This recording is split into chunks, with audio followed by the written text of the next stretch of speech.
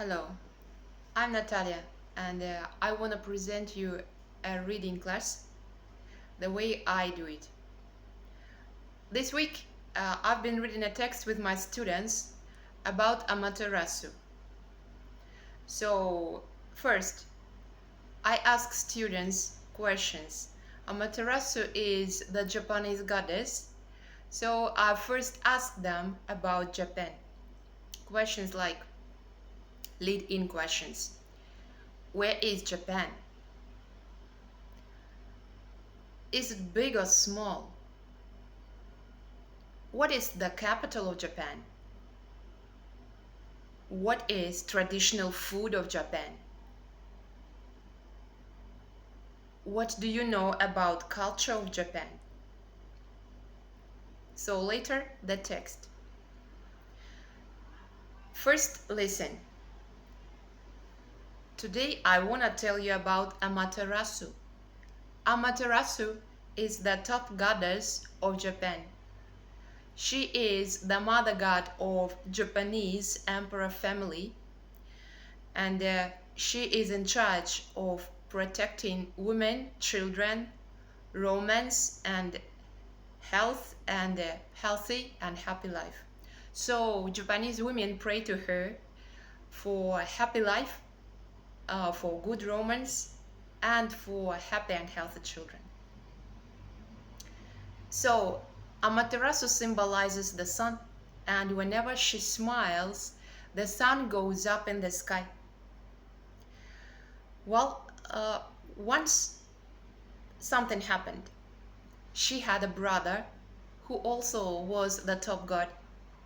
He got a little bit jealous of her, and he started to spread lies about her, and he was throwing rocks and dead birds under her feet to stop her way.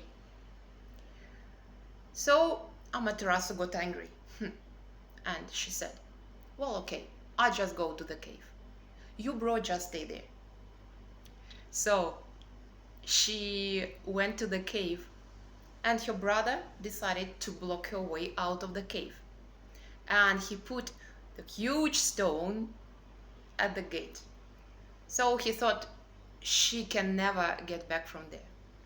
Actually, Amaterasu had supernatural powers, and she could easily move the rock from her way, but she didn't do, because she was absolutely happy there, and why go it out?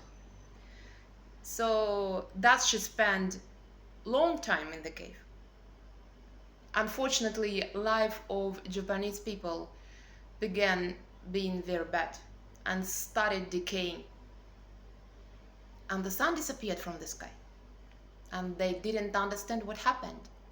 Finally, one of them found out the truth, but they didn't know where to find the Amaterasu, and they started singing songs to her and writing poems and reading poems to her in order she could come back. Well, she's been waiting a bit, and then her final decision was to forgive this unfairness and unreasonability of people, and she went out of her cave and she appeared in the sky. After that time, the sun started shining again, and everybody was happy. Life of Japan started being good and prosperous again. So here the story finishes. Later I read this story with my students, and normally we read it together. If something is not clear, I explain words and expressions to them. And after the reading, I ask them questions and I give them follow-up activity. Like, for example, can you tell me if this is true or false? Well, this story took place in China. Is it true or false?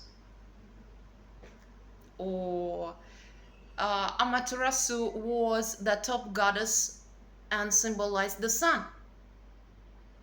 True or false?